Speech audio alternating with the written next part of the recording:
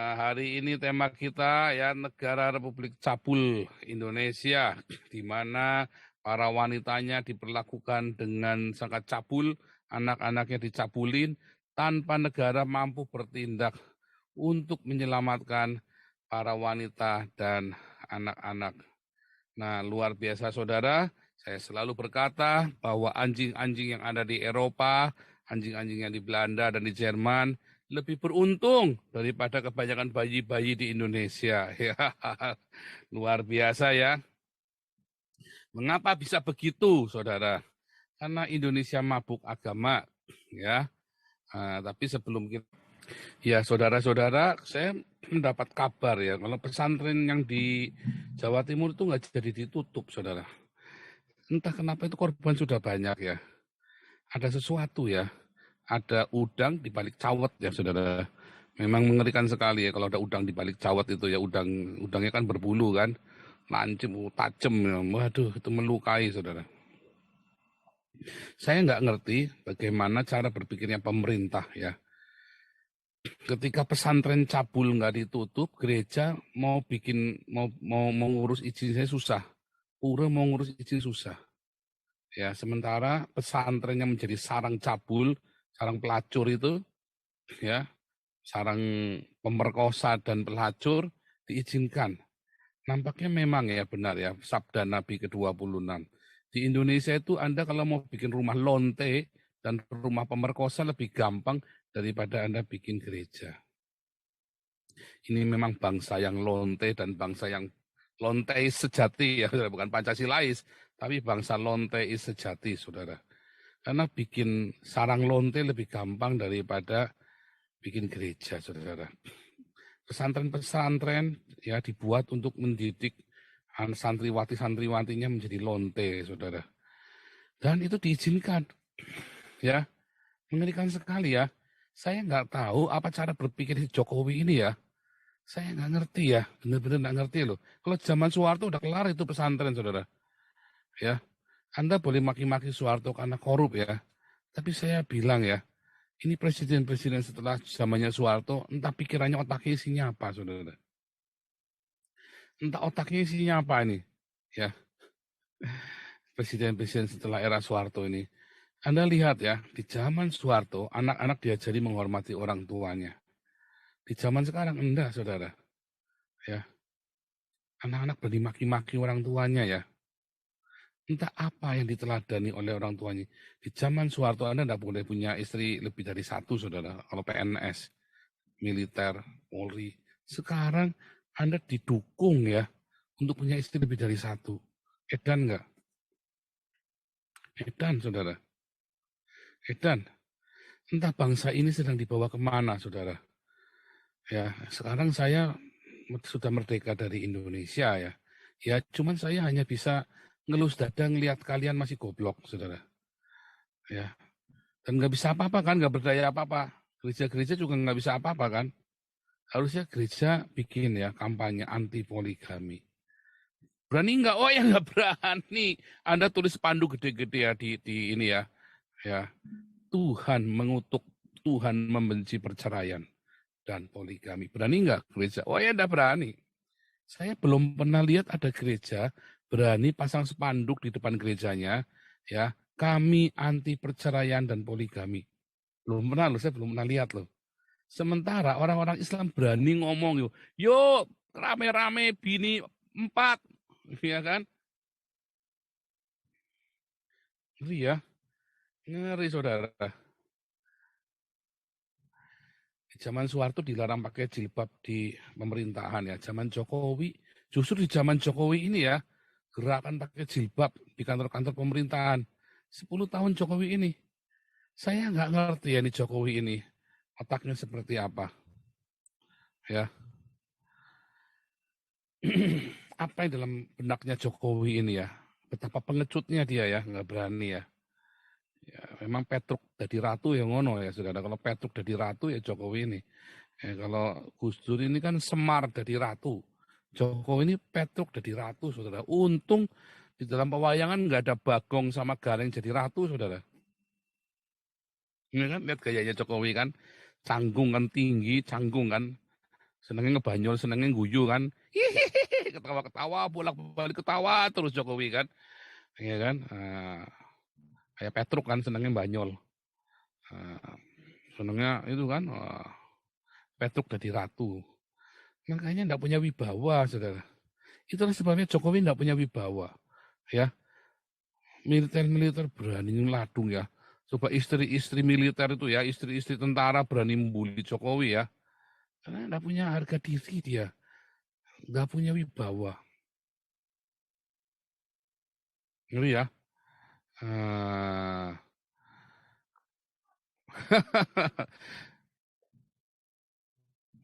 ya apapun saudara.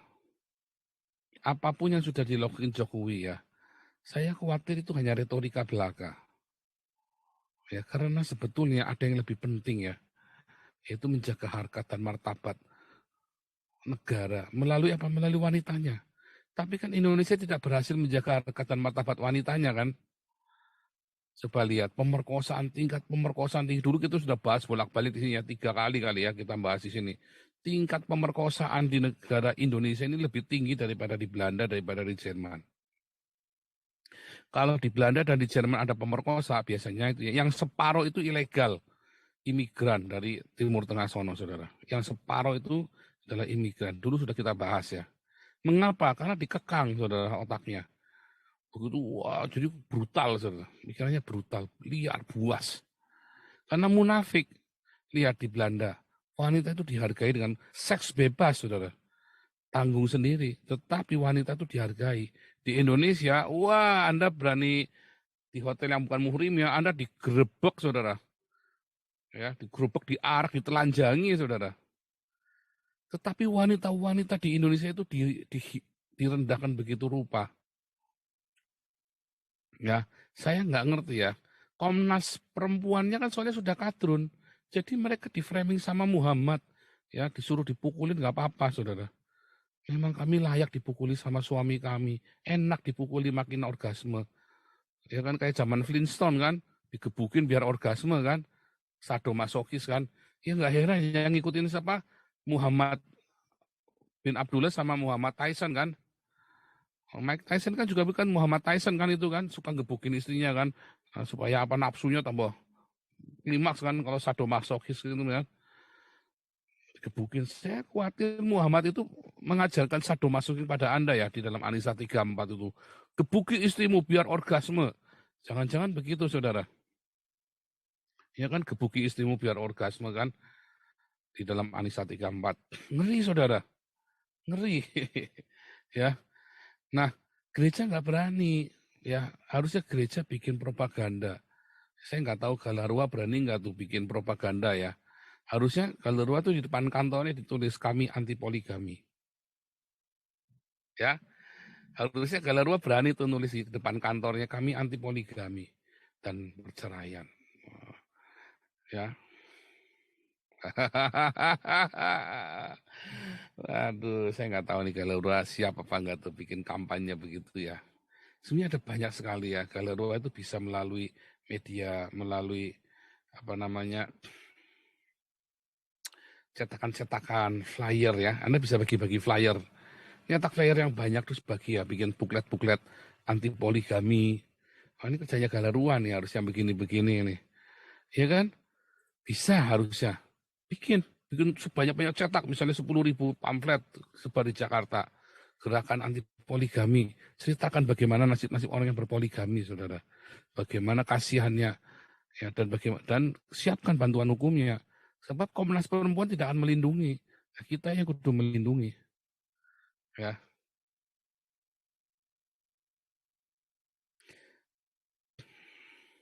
Galarua ini butuh lawyer yang jujur ya.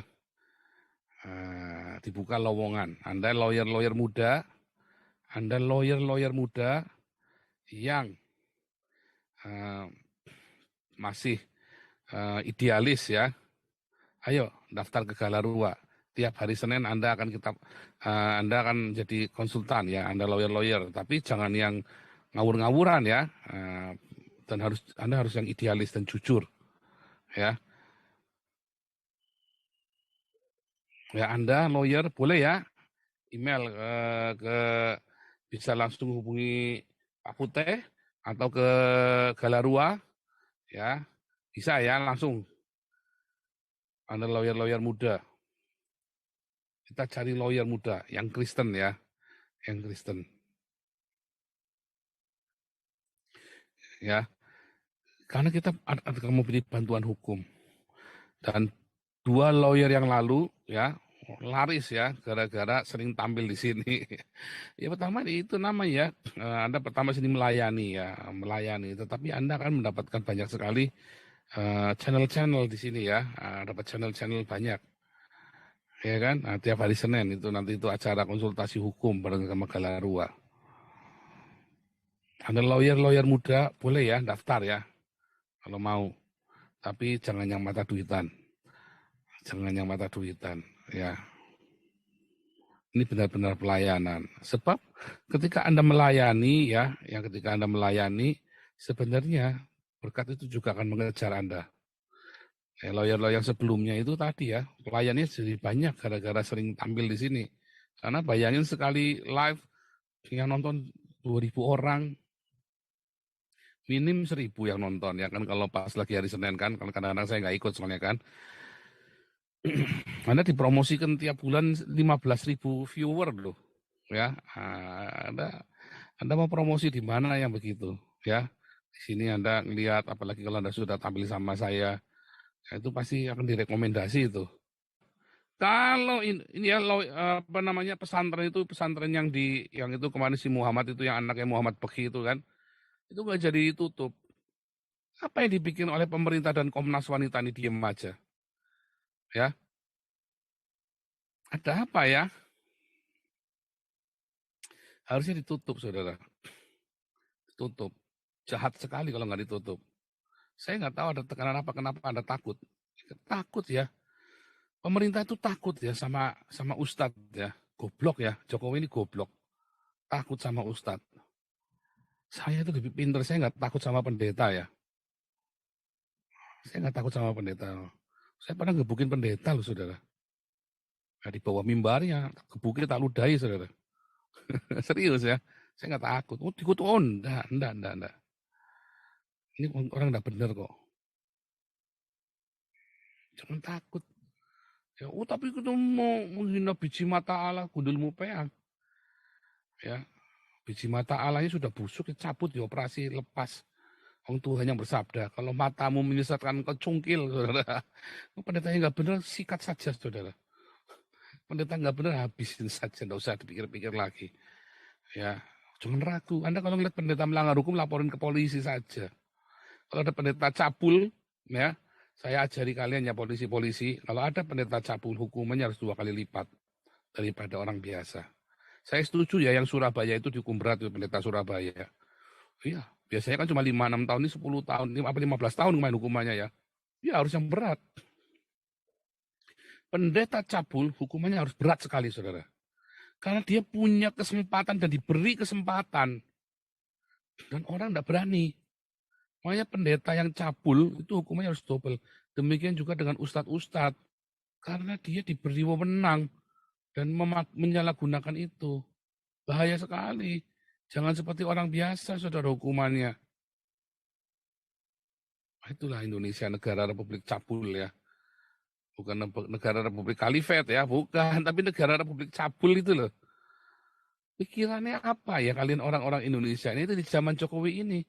Justru ya ketika dijilbabin ya, Anda lihat ya, ketika rapat dijilbabin, percabulan di pesantren-pesantren makin edan, saudara. Makin gila, saudara. Makin dikerudungin. Anda lihat ya sekarang ya, lihat SMA-SMA negeri kan dikerudungi semua pakai jilbab. Ketokan kepala saya. Kasus-kasus pelecehan seksual kepada siswi-siswi itu lebih banyak daripada zaman dulu. Coba kalau nggak percaya. Dikerudungin sekarang. Oh, tapi jangan bilang. Itu justru makin cabul. Makin dikerudungi makin cabul otaknya. Percaya nggak? Karena makin sempit.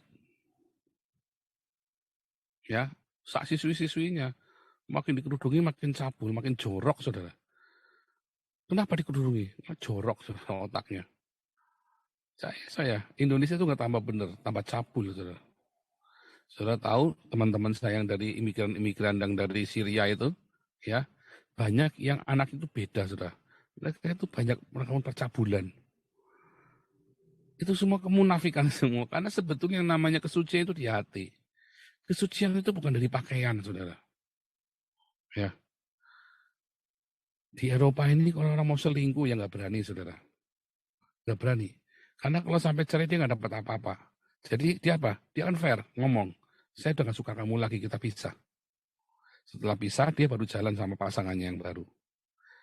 Kalau dia laki-laki, suami istri, ya terus dia ketahuan selingkuh, digugat cerai, mati dia, saudara, bangkrut. Kalau dia perempuan yang selingkuh, digugat cerai sama suaminya, dia nggak dapat apa-apa, kere, saudara. Nggak bisa gugat. Makanya perempuan-perempuan, ya, dia akan menggugat cerai terlebih dahulu, baru dia menikah sama yang baru. Bukannya selingkuh dulu, baru menggugat cerai, enggak. Dia menggugat dulu. Fair, saudara. Setelah itu dia dapat tunjangan buat anaknya. Baru begitu. Bukan karena, wah ngeri itu hukumnya ketat ya, masalah perselingkuhan itu hati-hati di sini. Bukan perselingkuhan dilarang, enggak. Tetapi kamu akan rugi kalau selingkuh. Yang selingkuh ini yang salah, yang rugi. Yang apalagi kalau dia digugat. Bisa nggak dapat apa-apa, saudara. Kalau di Indonesia itu ngeri ya. Makin berani ya orang-orang selingkuh, orang kasus-kasus pemerkosaan makin tinggi. Ya di pesantren-pesantren itu makin gila ya.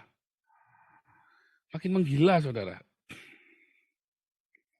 Dan itu dibiarkan oleh pemerintah itu nggak berdaya. Nah ini pesantrennya dibiarkan, nggak berani apa-apa. Pemerintahnya takut, saudara. Takut, Jokowi takut dah. Jokowi jangan-jangan nggak punya nyali tuh, nggak punya titit itu. Wah, wah saya kebiri kamu. Kebiri, walah cangkeme bacot Jokowi itu kan. Nggak bisa apa-apa. Pesantren itu diapain coba? Nggak bisa apa-apa Jokowi. Kapolrinya bisa apa? Kristen itu Kapolrinya nggak bisa apa-apa, kembu. Kapolrinya kembu. Ya, mendpo-kan saya cepat. Tapi begitu ada kasus-kasus yang ini, waduh takut. Nggak berani apa-apa. Sedih ya, sedih. Indonesia memang di bawah kutub. Bro, kejadian itu, wah, pokoknya muter, ruwet, isinya gitu, tak saudara. Selamanya akan begitu, nggak akan pernah berkembang. Akhirnya Anda nggak akan maju. Coba, begitu yang sudah maju, dia akan pergi ke luar negeri, dia akan menetap di luar negeri. Nggak mau pulang. Ya nggak mau, kenapa? Cuma, nggak bisa maju di Indonesia. Anda apapun, sehebat apapun, kecuali Anda mau niat mau nipu rakyat, ya tetap di Indonesia. Kecuali Anda takut, ya pasrah. Tapi orang-orang yang mau maju, mau berhasil, pasti dia akan pergi ke luar negeri dan nggak mau pulang. Ya itu kenyataannya, ya itu kenyataan yang terjadi sebenarnya. Serem karena agama, karena agama, ya karena agama. Makanya Anda harus mulai membangun, ya membangun manusia Pancasila lepas dari agama. Lepas ya. Iya benar, zaman Jokowi ini babak belur ya, gila ya. Zaman Jokowi ini babak belur loh. Saya kelamaan Jokowi, kelamaan dia nggak bisa bikin apa-apa, nggak mampu. Makanya jangan milih orang Jawa lagi ya. Nanti jangan milih orang Arab juga, jangan apa lagi. Jangan milih orang Jawa, jangan milih orang Arab. Pilih orang Papua, yang orang Batak yang jadi presiden. Ya, orang Papua atau orang Batak yang jadi presiden. Berani-berani mereka. Ya. Uh,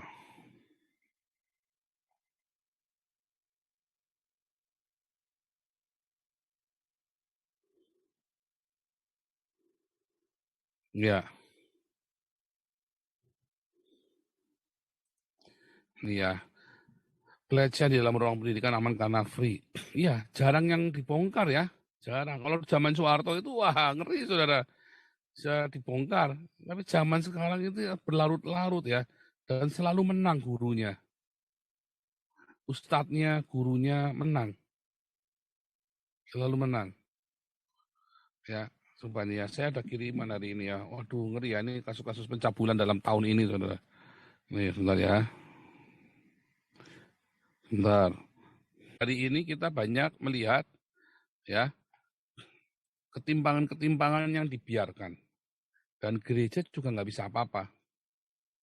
Saya nggak tahu ya, tuh gereja itu ngapain ya. Kalau gereja di Eropa vokal ya, dia berani kritik pemerintah loh. Gereja di Eropa itu vokal.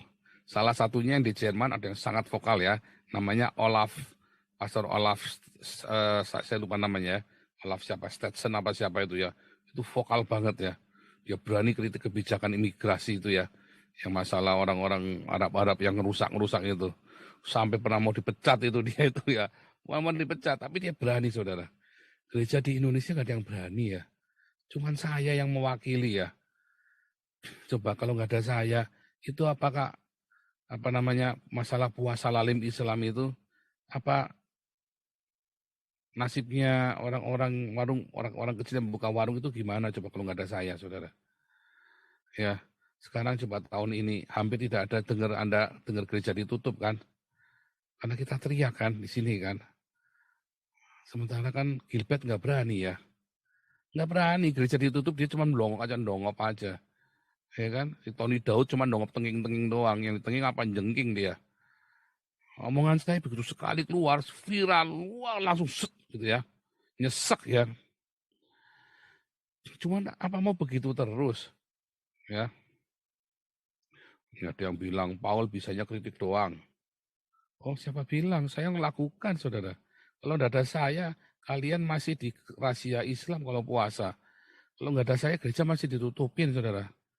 Ya, nah, kok Paul bisanya kritik doang. Saya punya 1 juta toa, saudara. Gara-gara saya bukan. Saya lagi mau ngasih tahu Anda apa yang sudah dilakukan pendeta Anda.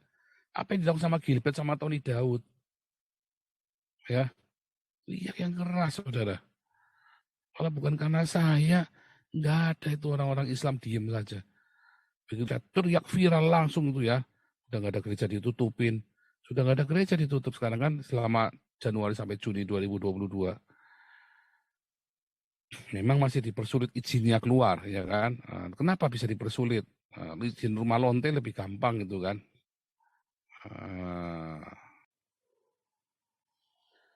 Lihat ini ya, Kemenak batal cabut izin pesantren Sidikiyah. Padahal kemarin Denny Siregar sudah senang ya, pondok pesantren Sidikiyah ditutup. Kata Denny Siregar, biar jadi pelajaran bagi yang lawan polisi untuk lindungi pencabulan. Ternyata hanya ilusi. Kasihan deh lu, Denny. Nah itu Pak Taul, itu pesantren itu ada sekitar 37.000 di NKRI, bayangkan. Iya, takut. Polisinya takut. Kapolrinya takut sama pesantren, sama ustadz. Nah itu, sudah jadi ormas Pak. Iya. Kekuatan politik. Kalau zaman dulu tuh, zaman Soeharto, polisi sama tentara ditakuti masyarakat. Sekarang pesantren yang ditakuti sama polisi, sama militer. Nah itu kan udah nggak benar tuh. Iya kan? Nggak bener, bukan cuma nggak bener lagi ini. Ini memang udah negara udah sesat ini. Sesat. Ya, sesat negara ini. Negaranya sudah tersesat ini negaranya. Iya. Coba. Pesantren udah dirubah menjadi rumah bordil Pak. Iya. Terus terang aja. Cuman ini saya ini bingung nih ya. Ini ada Menteri Agama ad interim ya. Loh, Menteri Agamanya memang kemana ini ya? Coba nih, siapa yang tahu nih Menteri Agama dari kemana nih Menteri Agamanya ya? Kok bisa ada ad interim begini? Coba nih, udah disunat sama kiai-kiai dari 37.000. Iya para Jawa Timur, Menteri Agama kemana ya? Belum ada beritanya Pak. Hari ini saya ad interim loh ini loh. Ini saya kaget loh. Menteri Agama ad interim loh. Membatalkan pencabutan izin.